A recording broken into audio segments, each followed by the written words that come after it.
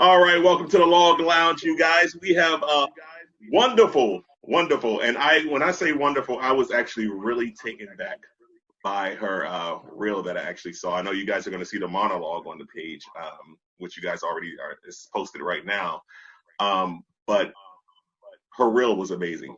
So welcome to the Log Lounge. We have our wonderful guest actor, Kwajalein Brown. So welcome. Hi. Hi, thank you so much. I'm really excited about the opportunity, so thank you. I'm going to talk more about your background in coming up in Florida. Uh, Okay. and I'm always interested people coming from the South or smaller towns. Um, how did you get into the arts? And being in a small town like that. It's not like a New York City or LA or something like that. Right. What was your first initiation into the arts? Actually, excuse me, I wanted to be a singer first. Wow. So I grew up singing in churches, a lot of people do. And so, yeah, that was my first dream, actually. And then I kind of let that go when I was a young adult. And so I went to college later on and I dabbled a little bit in theater, but really didn't get started with acting until my father passed away suddenly. And so I kind of used acting as therapy. Okay. And then I caught the acting bug and then went on from there. Yeah, that's pretty great. So now you're residing in Atlanta, Georgia, Yes. which a lot of people are calling the Black Hollywood. Uh, and Yes. so it's especially with the Tyler Perry Studios being there. Um, Oh, yeah. yeah. It's interesting because when I actually was looking at your work, I was like, I just automatically assumed you were in L.A. or at least New York. And so Oh, uh, wow. yeah, I mean, because it's very strong, and not that Atlanta isn't strong, but I mean, you have such a broad range of work. So, what has the experience been like for you living in Atlanta and being an actor? Actually, it's been actually quite a blessing. I auditioned for about 3 years before I got my first break into a major project. But I've always had agents or managers that really believed in me and just kept pushing, and encouraging me. So, with anything, acting has its ups and downs. And sometimes you wonder if you're going to be seen or if you're going to get a chance to really do what you love. But I've been really, really blessed. So I have to say that Atlanta really helped me grow and develop as an actor. Yeah. Do you have a base in like theater or just more TV focused TV film? I did a couple of plays when I first started acting, but as I got more into film and TV, that's pretty much my base now. But I am hoping to at some point get back and do theater again, even if it's just maybe one play a year. I really love the energy of being on stage and having that automatic feedback from the audience. So I really miss that a lot. Okay, great. One thing I actually noticed about you when I was looking at your reel, which is amazing in itself. I was finding that you play very strong roles. Mm. It seemed like the roles that you get cast for are very strong. Is that a specific choice that you make, or is that just so happen that casting directors are like, oh, she seems like the strong woman. That's actually what I kind of fell into. And it's funny, I was doing a acting class, and our teacher had each actor stand up and ask the class to tell the actor what their essence is. And everyone in the class, even though I'm kind of shy and sort of introverted and, I like to joke around a little bit, everyone just kept saying strong, no holds barred, ball buster, that sort of thing. So I guess that's just my vibe. So those are the roles that I typically tend to get. Yeah. Yeah, so you were on, it was so many, but I'm just going to try to name a few. You were on Bull, Hmm. NCIS, New New Orleans. Orleans. Hmm. You were on Drop Dead Diva. Yes. Yes. Then it was Honey Rise Up and Dance, and you were starring opposite of Tiana Taylor.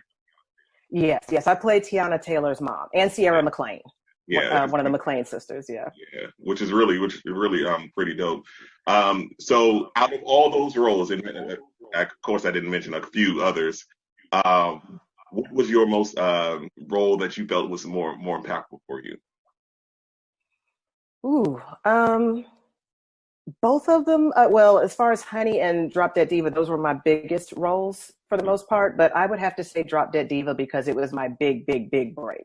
Okay. That was the first time that, I mean, I had a small walk-on role before Drop Dead Diva, but that was the one that really, set my career off. So, and I loved the cast, and I loved that it was kind of a dramedy. It was a lot of fun. So I really miss being on that set. Yeah. Yeah. Who are some of your go-tos, your inspirations as an actor? Who are some of the people that you look at and say, man, I want to follow that path, or they inspire me so much?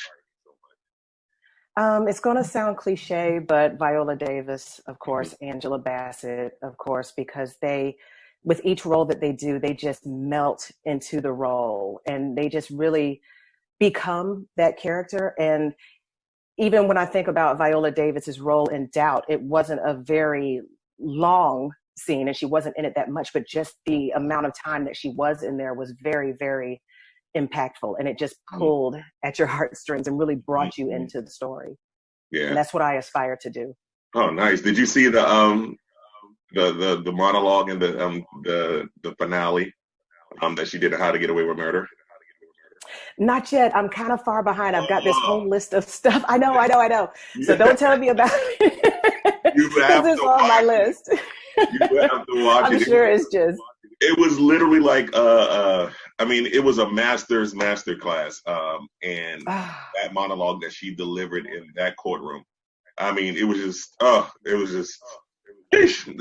watch I have absolutely it. no doubts that it's absolutely mind blowing. So yes. I have that on my list. Yeah, that's yeah. I'm really I was really thoroughly impressed by just what she did. So um one of the roles I actually wanted to talk to you about was uh playing the mother of Tiana Taylor in Mm. Honey. And uh it was one of those things where I was just like, wow. It's interesting because as actors, a lot of times, we have seen partners we play, opposite of such and such, and then we look up sometimes and the Hmm. person is blown up or they become this big, person. Um, Right. yeah, and so looking back at in that role, did you see that in Tiana, or was it one of those things where you're just like, oh, I'm just doing my job, or did you like this girl has something special about her? Oh man. Well, I knew of Tiana before we started the film, so I knew that she was already, a celebrity. So that made me a little bit nervous. I'm nervous every time I get ready to shoot, so that's nothing new. But being opposite someone that had been in the business for so long and had been so well known was, it could have been a little intimidating, but she was absolutely wonderful. She was a consummate professional. She really made me feel at ease. We worked well together. We had great chemistry. She was really, really a sweetheart. So working with her was it was really, really nice. Yeah, yeah, that's pretty great. Um, so why the main reason why you are here because it's the Log Lounge, Yes. and Yes. you delivered a wonderful monologue. And I would just love Thank for you. you to explain to people where the monologue came from, and what made you choose the monologue. The name of the monologue is Back on the Map by Joseph Arnon. And I loved the monologue because she's a strong character, which I always play, but there was also an opportunity to soften it up a little bit. She was also broken. Hmm. And a lot of times the roles that I play, they're very, very strong. They're kind of, she's just no holds barred. She knows everything that she's getting ready to do. And everybody just kind of, falls into line with everything that, these roles make them do. But with this one, it was like she was strong and she had all of these hopes and all of these ideals, but then there was just something inside of her that was softer that actually became broken. And that drew me to that character because it gave me a chance to do something a little bit different. Hmm. Hmm. And it challenged me in a lot of ways too.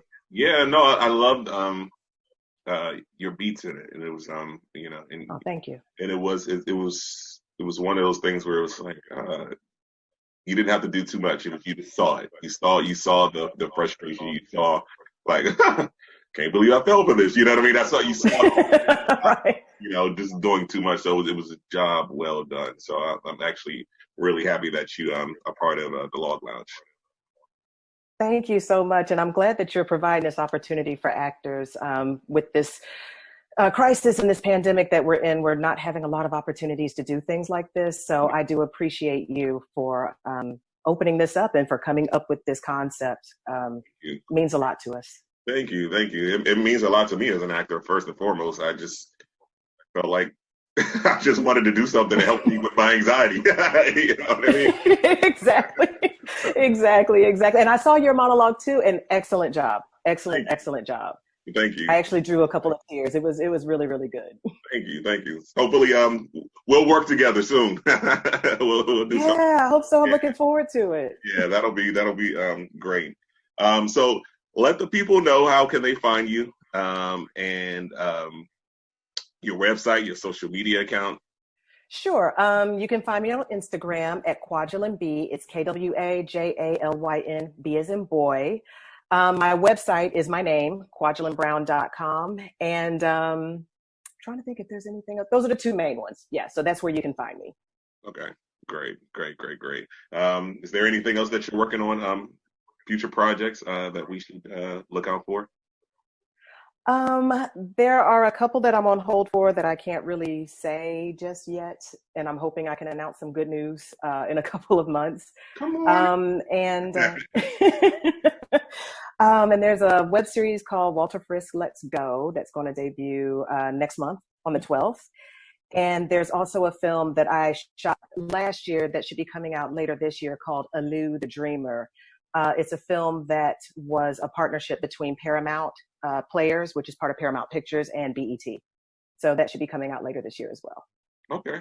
Okay. So here's the thing.